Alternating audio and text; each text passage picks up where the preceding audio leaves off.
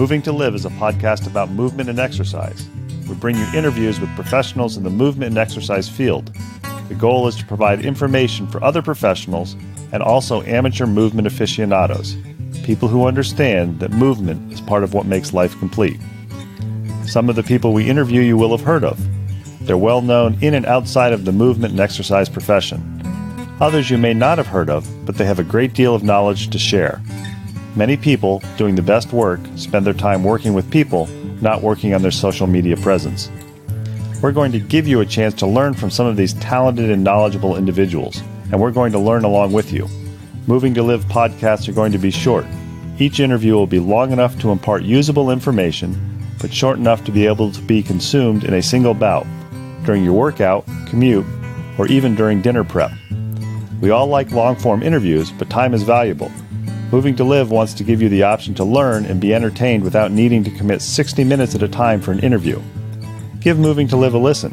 Check out our sister podcast, FitLabPGH, which highlights people, businesses, events, and activities in the Pittsburgh, Pennsylvania area that make movement a priority. Moving to Live would love to hear from you. Want to connect with us or have an idea for somebody you think we ought to interview? Drop us an email, mov2liv@gmail.com, or connect with us on Instagram and Twitter, both _mov2liv. We're excited to bring you these interviews, and we think you'll enjoy each and every one that we bring you.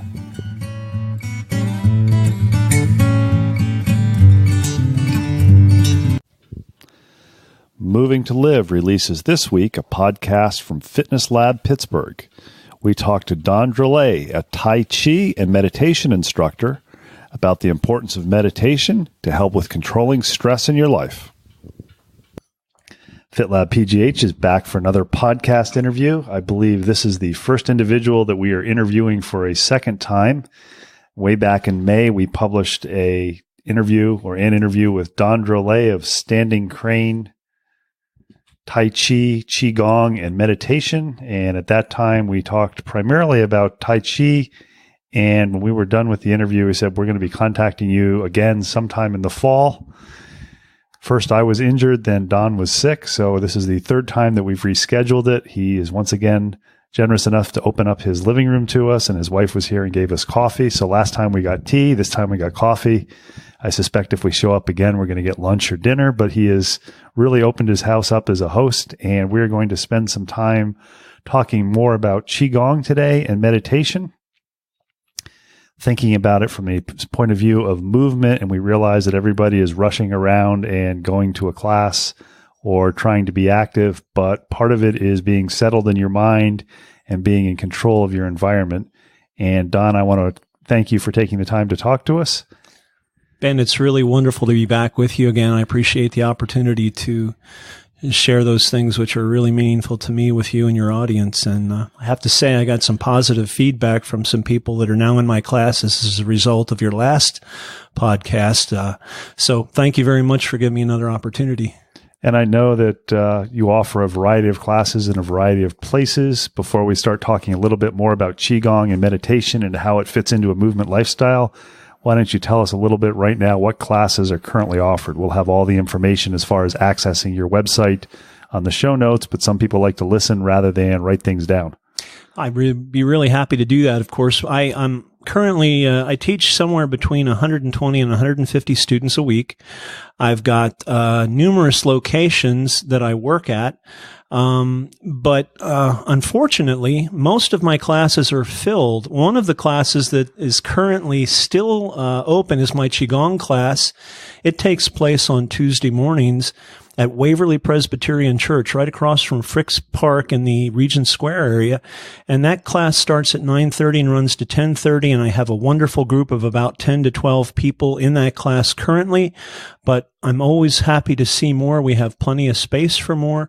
And the nice thing about most of my classes, in fact, all of my classes, is that they're all open to Silver Sneakers participants also. So in a way, that's my way of giving back. I don't get paid much by having those people come in, but for me, it's not all about the money. I like seeing people improve their health, and these folks are some of the most committed and dedicated people I have in my classes.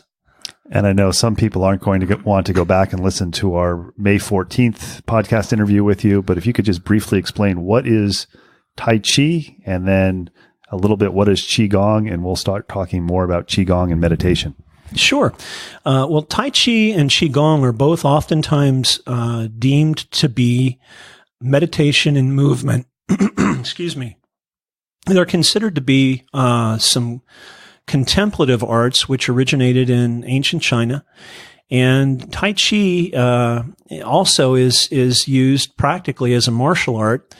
And so Tai Chi and Qigong are both movement kinds of practices which integrate the mind and the body and the breath. Qigong is sometimes viewed to be a little easier because if you come to my Qigong class, you can do the practice simply by following along each time, whereas Tai Chi actually builds movement upon movement. So we spend some time one week learning a movement, and then the next week we come in and we review that movement and add another movement or form to that. And it's a building process.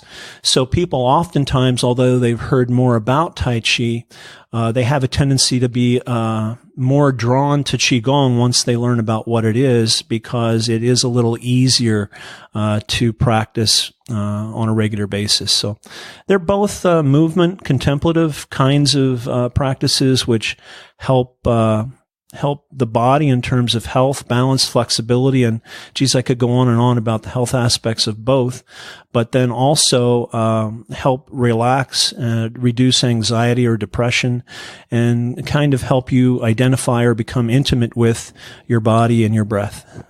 And I know probably if I was doing this interview 15 or 20 years ago, I'd say what Don's talking about is a bunch of woo-woo stuff.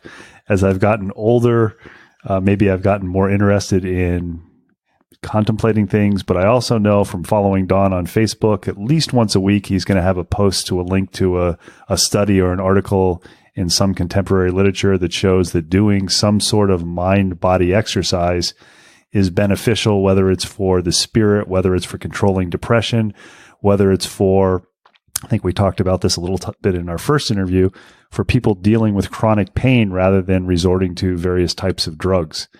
And I think one thing that's really important about what Don does and the teaching that he does, which is the reason we wanted to come back and interview him a second time, is if you go back to one of the interviews that we did fairly early on, we interviewed Lynn Rescigno, who teaches yoga, and she defined yoga in two different ways. There's the yoga that really follows the traditions and really takes the spirit of what it's meant for.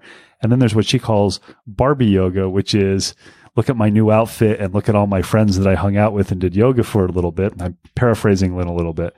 And the impression I get from talking to Don, he just showed us his meditation space, is this is not the Barbie version of Tai Chi, Qigong, and meditation. This is for somebody who really recognizes that maybe something's missing in their life, and maybe, going to church or counseling isn't the right idea, or maybe this is something that they do in addition to it. And I think one of the things that is important for this, and I appreciate Don showing us his meditation place, is he really emphasizes it's important to make a decision or make a conscious choice to start doing something like this. So if you could talk a little bit about what it takes, somebody's hearing this or they know about it, what do you mean by making a conscious decision or a conscious choice? Well, that's a really good question, Ben. And of course, there's no doubt about the fact that I am certainly biased as we go into addressing that. But I'd like to sort of put an analogy out there that maybe helps bring it home for most of us. And it's pretty pertinent in my life right now. My wife and I are in the process of looking at getting a new car. So I'm going to put this in the realm of an automobile.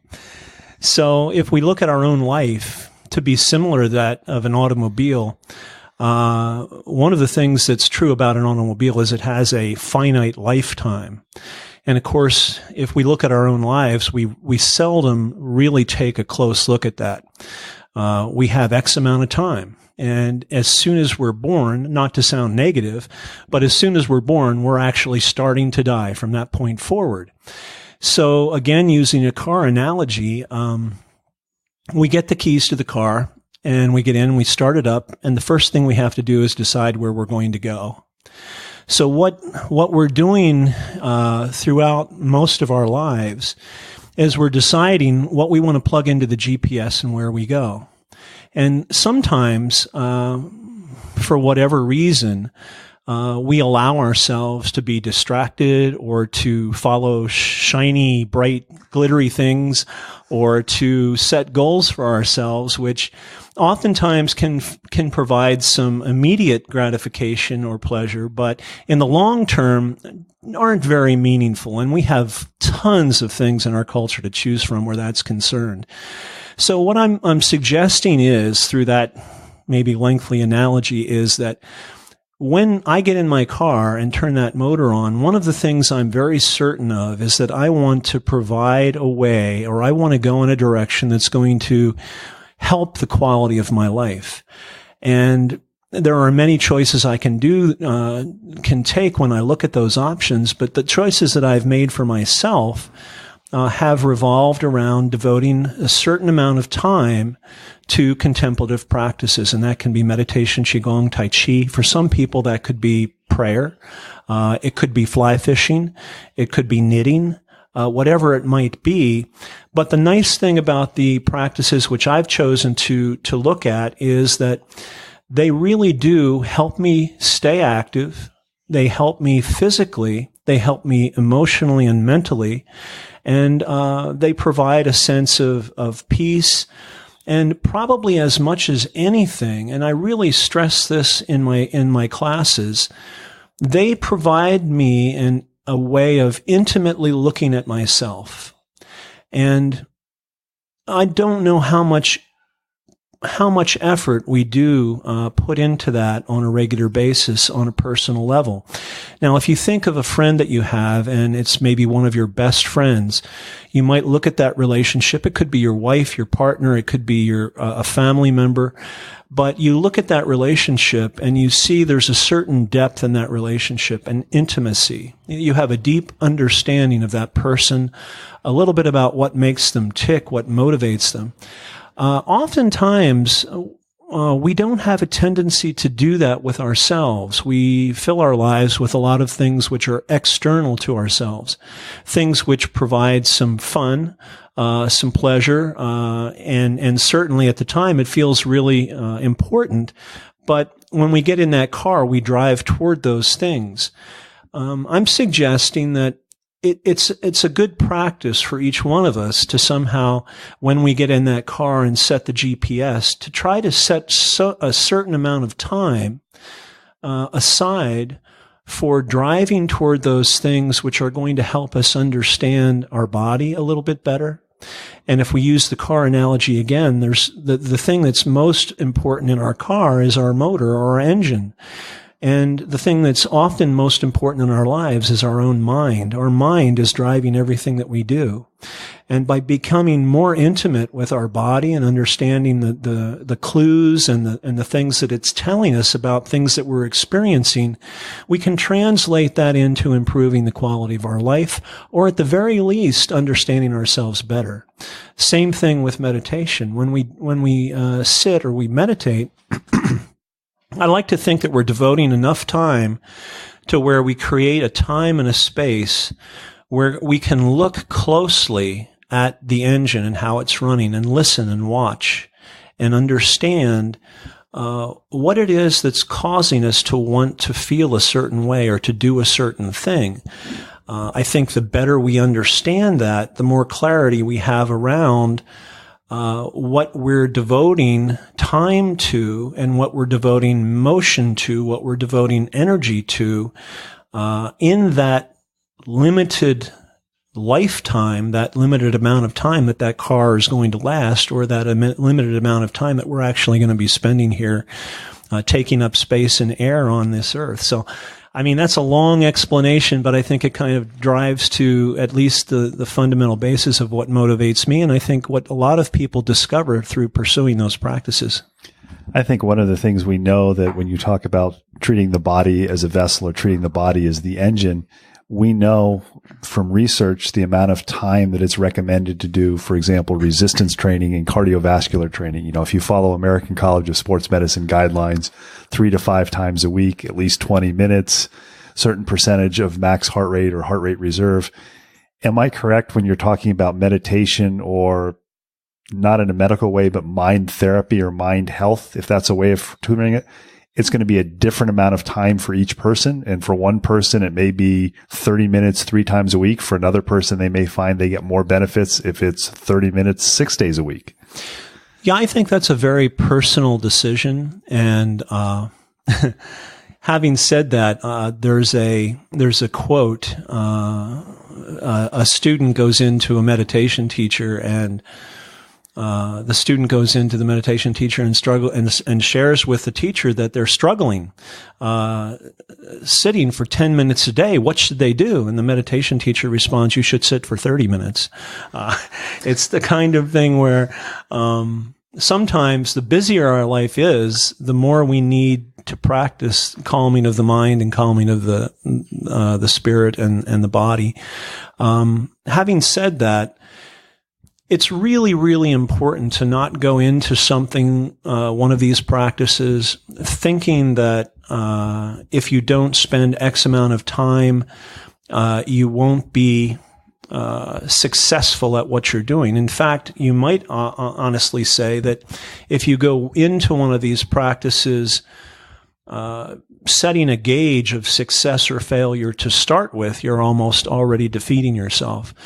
I have many people in my classes which, when they come in, they feel like they have to do things perfectly. When they come in, I see my classes sometimes with some of the more difficult forms struggling to get those movements coordinated and get them down and feel good about them. And we go through that for a few minutes, and then one of my responses to them, or one of the asks I have of them in the class, is to take just a moment, and we'll do an exercise where we'll sort of just move in a way that everyone can move and relax while we're doing that. And then we'll integrate the breath. And then we'll go back to attempting to do that movement, because one of the things we have a tendency to struggle with around anything that we try to do is relaxing into it. And you can see it when you have taught for a little while. You can see people, they're actually fighting themselves. They're fighting the expectation they have to do something perfectly, or do something that someone else will see them do, and they will say, "Wow." And a prime example is one of the reasons people come to Tai Chi, for instance, is that they go to the park or they see a movie, and there are these people doing these wonderful flowing movements, and they're doing this every morning, and they say to themselves, "I want to do that." And what they don't realize is many of those people are 60 years old and have been doing it for 40 years, and they didn't go from A to Z just like that. So like anything else, it's a process. But giving yourself the space and being compassionate enough to yourself to be able to pursue that without an idea surrounding or pressuring that of success or failure is really important. So all that to say, the time that you spend doing it initially, or the time that you set aside to do it, isn't as important as just getting started. If you start and you do a meditation practice and you start with 5 minutes a day, do that and see how that feels, and allow yourself that time to just sit and do nothing but sit. And depending on the practice that you associate that with, some people use the breath, some people use guided meditations. There's a ton of apps available. It all depends on what you're working toward, or how you want to apply it yourself. But then if you find yourself saying, this feels pretty good, I think I'd like to do this a little longer, then bump up the time, or stay loose around it. Sometimes when I sit, I don't know how long I'm going to sit. I just sit. And sometimes it's an hour, sometimes it's 10 minutes. I don't always know. Sometimes I set a timer. And to clarify it for some people who are listening to this, this means you sit and you think and you go within yourself, rather than looking at your cell phone and playing with different apps and surfing Facebook. Well, that I would like to. That you're really close. When I sit and I observe. And observation is a lot different than thinking. So thinking is one of the things that happens when you sit. But rather than rather than judging that, or rather than, some people think that meditation is trying to clear the mind. Good luck with that. It's a little bit more like when you sit, you watch the mind. And as soon as you recognize that you're thinking, or that your mind is beginning to work, then without judgment, without criticism, without establishing a narrative around that, you simply recognize that you've started thinking, and you return your mind to that point that you're focusing on, whether it be a place in your body, whether it be your breath, whether it be a mantra, whether it be a visualization. But it's going to happen. And it's not so important whether or not it happens. What's important is how you train yourself to deal with that as it relates to meditation. The same thing is going to happen in Tai Chi or Qigong, particularly in Tai Chi. You're 15 moves into the forms. You're going along, and you're supposed to do this one thing 3 times in one direction. And you're really feeling it, you're really getting into it. And if you stop concentrating on what you're doing, pretty soon you're going, oh my God, is this the 5th time, or is this the 3rd time that I've done it? And so that's one of the health benefits associated with both meditation and Tai Chi and Qigong, is that it requires you, it helps you begin to understand how to maintain focus on what you want to focus on. Because your mind and your ego is very used to being in charge and being in control. And it will rebel like a child if it feels you trying to understand or be in control of what's going on. I know one of the things Dawn mentioned, I'm not sure if this was on the first podcast or just with us talking, as I mentioned, I wouldn't want to be inside with a group of people. I want to be outside in the woods. And I remember you saying at the time, well, that's your form of meditation because it's where you go. And I know I've said before on the podcast, I get some of my best ideas and I'm most relaxed after I finish anywhere between 40 minutes and 3 hours hiking or running with my dogs in the woods. To piggyback on that, or maybe to go a little bit deeper, a few weeks ago, I had the opportunity to try a float tank in the South Hills. And we have a podcast that we're actually interviewing them on Sunday. They're in Castle Shannon. And it was a very interesting experience where I think after it, I get a much better idea of what you're talking about. I know first they put you in the float tank, and it's quite large. I'm 6 foot tall, and you have a little bit of room to move around, but you can reach your arms out and touch the sides of the tank, and you're floating in very, very salty water. So they describe it almost like being in the Dead Sea. And about the first 2 minutes, they play music. And you're going, oh, this is kind of nice. And then you know the music is going to go off, and it's completely black, and you think, I don't know if I can do this. This is going to be quiet. And what really helped for me is I kind of reached my foot out. I could feel where the door was. It's like, oh, okay, this isn't bad at all, because if anything gets bad, I can kick the door out. And it was an hour. You don't have a timer. They say when you have 2 minutes left, the music will come back on. And it was much different than being in the woods. It was kind of like you were just there. You thought about this, you thought about that, and then you kind of didn't think if that sounds like it, what it was.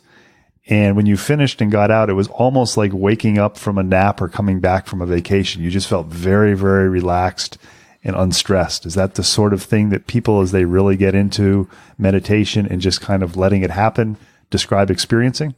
That can be one of the things that happens for sure. And that sounds like a fantastic experience. The only reason I would hesitate in commenting on that in either a favorable or unfavorable way is that with any of the practices that we do, whether it be Tai Chi, meditation, or Qigong, but particularly with meditation, there's a tendency to assign failure or success around that. And what then happens is that if you experience something like that, and let's say you were to go to that tank and go inside once again, and the experience was completely different, and you would put that rather than in the category that you just did of being very positive and relaxing, but you had an experience that was somewhat opposite of that, you might have a tendency to say that that was a negative experience, and then that would mean that everything going forward, you would then compare to those two experiences. In reality, when you meditate, you really don't know what is going to happen. And trying to create an expectation around that can be a very self-defeating exercise. So it's really important, particularly with meditation, that when you sit on the cushion, you understand that you're opening yourself up. You're creating sort of, and whether we try to or not, we all put this shell around us. The really wonderful thing about sitting in meditation is that the only thing that you're going to experience is going to be something that's going to be very intimate and very personal for you. And that could be nothing. But if that's what it is, that's what it is. So the thing about meditation also can be that creating that space means that you don't know what's going to come into that space. When you free your mind and let go of your thoughts, watch them, return to whatever it is you're focusing on, there can be things that may surface that you might deem to be things from your past that were traumatic, things that you just don't know. So it's really important that if you're going to undertake a meditation practice, you allow yourself to be open to that. And a lot of people who there's an interesting thing happening in psychotherapy now, where psychotherapists are recommending meditation and are actually using that in conjunction with the psychotherapy, so that in a way that person that meditates in those situations has a resource to help work with some of the things that may come up that are very negative. I'm not saying that's going to happen for everybody. Many of us wouldn't choose to take that risk. But so it's really important not to set up expectations around that. And it sounds like you had a great experience in the tank. And I don't think that's at all unlike experiences I've had when I've sat to meditate. From listening to you, is it correct then, if somebody is meditating, it could be on an occasion a negative situation or a negative experience? If we're going to put those things in negative or positive, yeah. And so that coming up is a possibility. Yeah. Maybe rather than negative, a unexpected or unenjoyable experience. Very much so. And, so it's really important to be able to see that. And then, what a person decides to do with any of those things is also important. But it's one of the things that commonly comes up when we relate meditation to Buddhism. One of the really important things about a person who's going down that path as it's related to meditation is that they have an experienced and sanctioned teacher. Someone who has been through most of what's going to happen in the course of meditation and then can help work or guide them in whatever experiences they have. I don't see myself as, I'm not a sanctioned Buddhist teacher. I have done a lot of meditation for probably 20 years now. I can provide feedback. But the other thing that meditation is it's not a replacement for counseling. So I think no matter what you're doing, you could be going for a run and you could have some feelings come up that were buried and, or you could be taking a walk in the woods and the same thing could happen. So what you choose to do with that and how you respond to it is certainly a personal decision, but it's not a replacement for counseling or therapy. It can be used, though, outside of that as a way to enhance your enjoyment of life, maybe as a stress reliever. Thank you so much, because it seemed like we were going down a road that was going to be, I'm not trying that.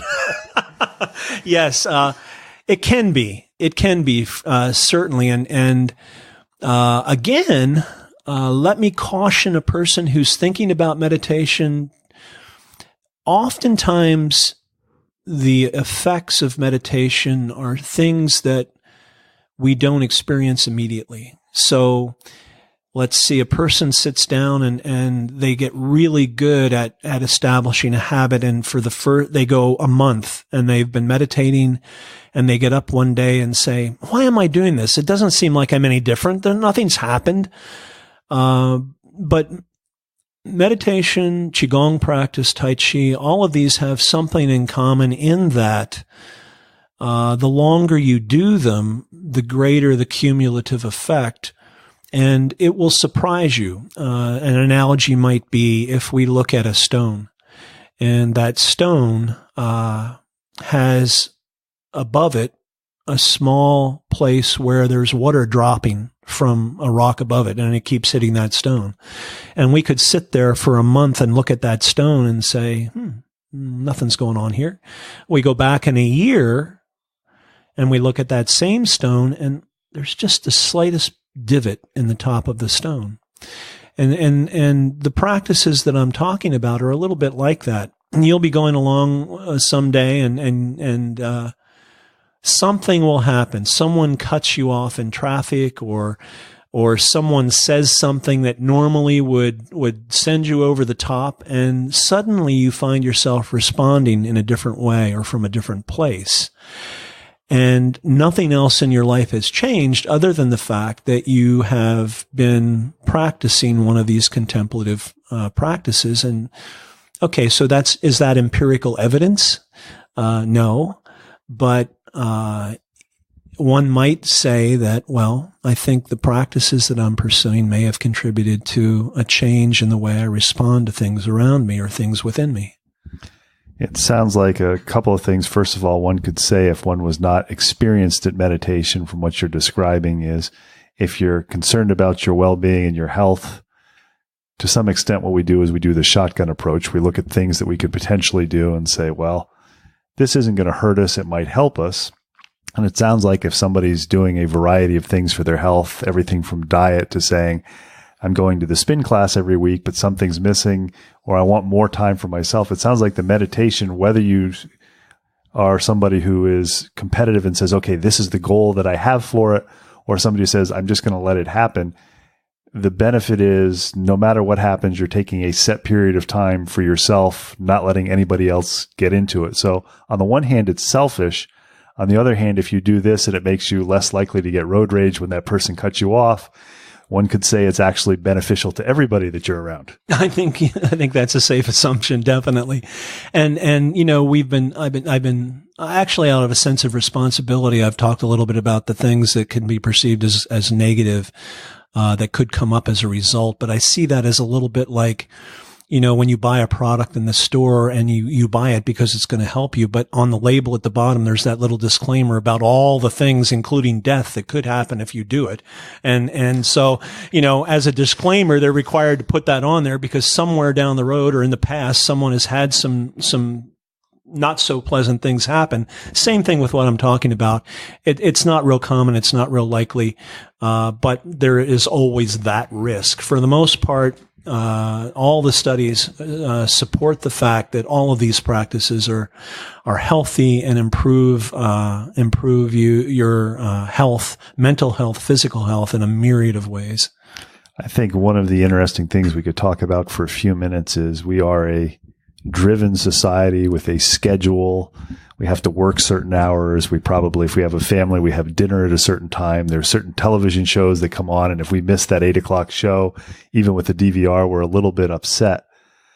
Do you find that some of the people who come to meditation or Tai Chi or Qigong have a difficult time at first getting it because they go in with saying, okay, this is an hour. I need to feel something in this hour, versus somebody like you who's been doing it for years. It's like, well, I'm going to sit now. So it may be 20 minutes. I may only be here for 30 seconds. And the person who's coming to the class says, what's the goal? Why am I doing this? Because I know if you're taking a aerobics class or anaerobics class, a spin class, a boot camp class, or what we think of as the health and wellness classes, the descriptions are going to have a goal. How do you work around that, since from what you're describing, their goal is different for everybody and probably or possibly difficult to grasp for weeks or even months? Really good questions. And I think what that question kind of boils down to is, how do you keep a person motivated based on their expectations when they come into the class? And as a teacher, I have to be honest with you, because so one of the things about teachers is they've probably already failed 1,000 more times than the student has tried. So if I'm going to consider myself a good teacher, I can't look at that person and say, oh, you're just going to totally fail at this because your expectations are bogus. Because I came into it myself with the same expectations. That's normal. That's human nature. That's our culture. That's our build. And to a large degree, it's kind of what we're force fed as a result of being in society and in the culture the way it is. So part of my responsibility is to really continue to be compassionate and be patient with the people that are in my classes. Having said that, what we're doing is we're not fighting something that is not already natural for them. As a teacher, what I'm helping do is I'm kind of pointing the way as to how they can see this and how they can do it. They're actually the ones that have to do it. If I set myself or them up to thinking that without me, they can't do it, if you get a teacher like that, run the other way as fast as you can. Because what a true teacher's job is to, by example and through patience and compassion, point the way for the students so that they can do it themselves. Now, the unique thing that we have going on in a class is that there's a combination of energies and expectations. And the wonderful thing about a class environment is that, and just like any class that you've probably been in or led for that matter, you can see the dynamics of the class are different for each class, but they're coming in with a common goal. And as the person who's struggling sees the person next to them succeeding in terms of getting a move, it can be inspiring. And one of the things I tell my students, particularly in the Tai Chi and Qigong classes, is that each one of you at some point during this class is going to experience a feeling of I'm just not going to get this. This is too hard for me with a particular part of the form or the move. On the other hand, each one of you is going to experience the feeling of, I got this licked. I am so good at this. This is amazing. Both of those attitudes help motivate you, but both of them are self-defeating. I've been doing Tai Chi for about 12 years now. I'm still learning something every day, even when I do the most basic of moves, those moves that I could easily tell myself, and maybe an onlooker would say, wow, that's incredible. That's perfect. I never look at it that way.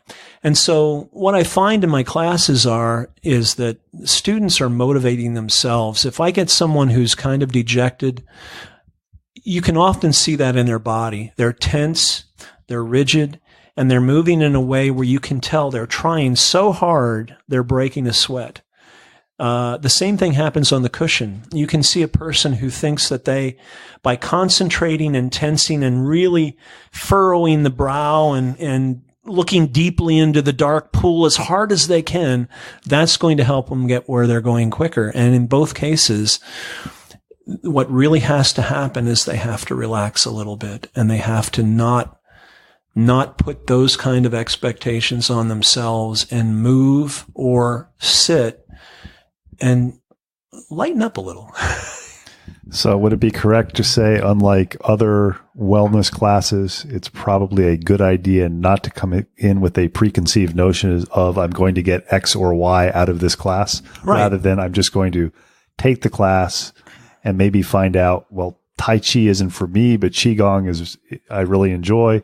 Or potentially after taking a series of meditation classes, realizing I really like the basic idea behind this, but I'm finding I don't want to say achieving more, since that defeats the purpose of the meditation, but I'm finding I'm seeing more benefits, or I feel better when I do it alone as opposed to coming to your class. Definitely. Yeah. And if you have the right teacher, which it sounds like obviously you are, you're very happy because you've introduced somebody. It's not, oh, darn, I've lost somebody. I need to get another body to bring some more money in. Well, and there you bring up a really good point. If I'm doing this to get rich, I'm in the wrong business. The air that I breathe is seeing those students that break through when they start to get it, when they start to, I can make another analogy. I like these things. So Imagine that you go into the woods and there's this really rare bird that you've always wanted to see, and you're a birding person. You want to check this off your list. But the only way that you can find this bird is by sound. And so you have to go into the woods and you find a stump to sit on, and you have to be very quiet in order to hear this sound. One of the most satisfying things I experience as a person who helps teach these three things is that everyone comes in and perceives something different about what they're trying to achieve. But if I can help them find a way to become more intimate with themselves, whether it be their body, their breath, their mind, whatever it is, and through that practice of Tai Chi, Qigong, or meditation, they begin the world around them and inside of them begins to open up. And you can actually, I feel like I can actually see when that begins to happen. And that doesn't make me a good teacher, and it's not a lot of woo-woo stuff. I mean, I've seen it in myself. When you've seen it in yourself, it's a little bit easier to recognize when it happens for someone else. That's the air that I breathe. When I see people that really begin to experience the benefit of what they're doing, that's like if you get paid minimum wage, but you have really good health insurance and you get a lot of bennies along with it, so the pay is not that great, but the bennies in seeing people achieve that and reach that are really, really good. And so that's different gates are available to different people. And for some people, Tai Chi, Qigong, and meditation are a gate that they use and can use to open up themselves and different parts of themselves and the world around them. I think one of the funniest things that ever happened to me during warm-ups, I had a class that they saw warm-ups as something we had to do every week, but they really wanted to do the form. And I explained to them, the warm-ups are the basic fundamental principles of Tai Chi. We use these in both Qigong and Tai Chi to try to get ourselves to practice the principles so that when we do the forms, we're applying things that we do in the warm-ups to the forms. Well, they just weren't getting it. And they weren't buying it, I guess. And so finally I said to them, okay, so this is what normally happens with the warm-ups. And I've seen it in a lot of classes. People have come back and told me this, by learning to become more intimate with your body and by learning how to do the warm-ups well, I've had people come back and tell me that it's really improved their sex lives. That class never did better warm-ups in the entire time I've seen anyone doing classes. So different things motivate people different ways, but allow me to just say that that my really, like I say, the air that I breathe is seeing people make those progressions, and it's slow and it happens for different people at different times. But the group energy in classes for the Tai Chi and Qigong really, really contribute to that. It's pretty incredible to see how that goes. It sounds like from talking to you both with our earlier podcast and this one that Tai Chi and Qigong could almost be considered for regular long-term practitioners as a form or a type of meditation. Is that correct? It is. And in fact, Ben, there are a lot of people that have tried seated meditation, and it's a problem for them. There are people who are, dare I use all these acronyms, but ADD, OCD, have the, various psychological diagnoses where sitting still for any amount of time is basically going to drive them over the edge. So this is a way. Which is not the purpose of meditation. No, it's the antithesis. And, and it's important to realize that if that's happening for you. So Tai Chi and Qigong can be a way where you can still touch that part of yourself that is available and still learn to focus and concentrate on what you want to learn to focus and concentrate on, as well as experience the physical health benefits that go along with the practices.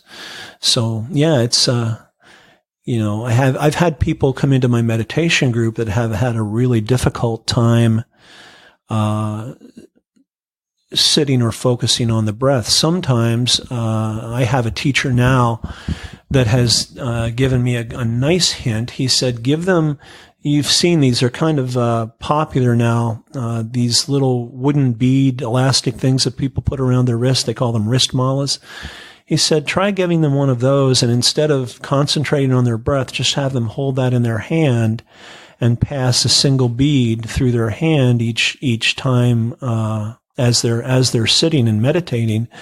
And I've tried that with numerous people, and it's very effective because they require movement. They're of the ilk that just sitting still is counterproductive. And I suppose the more modern version of that would be the spinners that a lot of high school kids and middle school kids have. I'm going to react to that. I'll respond to that. Those things are, I think that's perpetuating a habit that isn't necessarily good for us. I think people use the same reason to smoke. Oh, I have to be doing something with my hands. Well, you know what? Maybe let go of that, having to do something with your hands to that degree. I mean, I suppose it can be really positive for some people, but I think there needs to be a process by which we determine whether that's actually something that's good for us or not. I think training kids of a certain age that they have to be doing something with their hands constantly may be counterproductive. I think one of the nice things I like about talking to Don is I can tell from some of his Facebook posts that we may disagree on some things, but I always learn and he always makes me think, which to me is the best type of person to be around. Just to kind of put a close to this, although I think you and I could probably sit here and talk for another 2 hours. We can't do that on the podcast. It sounds like for somebody who's interested in a meditation practice, it may take trying to find multiple classes or multiple methods to find out what works best for you. And just because your best friend or your wife says, hey, this is what you have to try, it might not work. Would that be correct? Sure. I mean, the menu is varied and wide, from everything from the numerous podcasts that are available, and I could mention a few. I think there's one that's called Headspace. A number of my friends use that. It seems to be very effective. Some people use music. There are many different methods. Some people pursue it through a Buddhist context. But the important thing is to give it a try. If it's something you've always wanted to do, there's a variety of menus from which to choose how you want to approach meditation. Give it a try. Find someone who's done it. Find someone who maybe teaches it. And give yourself the opportunity to experience what it's like. It can also be very different if you're doing it. I know Meetup has a number of meditation groups. It can be different if you're doing it with a group of people. It can be different if you're doing it by yourself. Sometimes it's wonderful to do both. Some people will sit with themselves and then augment that with sitting with a number of people. It's less likely that if you're meditating and you've got that itch, it's more likely if you're sitting with a group of people, you're probably not going to do anything that's going to distract them, which may be a positive experience as well. So yeah, there are a lot of different options. Main thing is, do give it a try. Find some place that fits for you. Find a teacher that works for you, or a group that works for you. Give it a try, an app on your phone that works for you, and then try to stay with it. And if you really want to establish a habit of doing any of these practices, at least a couple of the ingredients are one, create a space in which you can do it, particularly with meditation. Find a space that you can do it.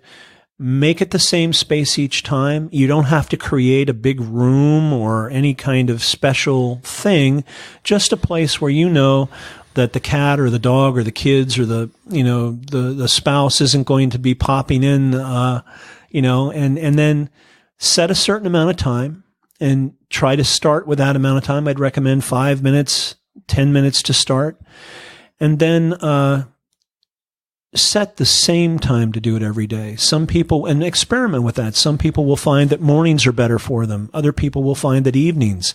Some people do both morning and evening, but try to do it at the same time every day. So find a space, set a time, and then set an amount of time that you're going to do it, and then set the same time every day until you find that time that works best for you, and then really commit yourself to it, and see how it goes. And as a neophyte, as we've talked just a few minutes ago, be willing to try different ways, whether it's an app guided with music, if you see a meetup, if you happen to see on Facebook that you have an opening in your class. We're talking with Don Drolet, standing crane. He does Tai Chi, Qigong, and meditation. We spent a lot of time talking about meditation today. We are a podcast about movement, but it's something that in this society where everything has to have a goal, sometimes it's nice to recognize that you can do something that may be relaxing or enjoyable, or maybe not enjoyable, but just something where you don't go into it with saying, this is what I have to do. Don, I want to thank you for opening your home to us a second time. And I don't think really giving us the answers to what meditation and Qigong are, but kind of piquing my curiosity. And I suspect at some point we're going to contact you and say, hey, you want to do a third podcast? So thank you again for talking to FitLabPGH. Ben, it's been my pleasure. And thank you again for giving me that opportunity. Have the best of days.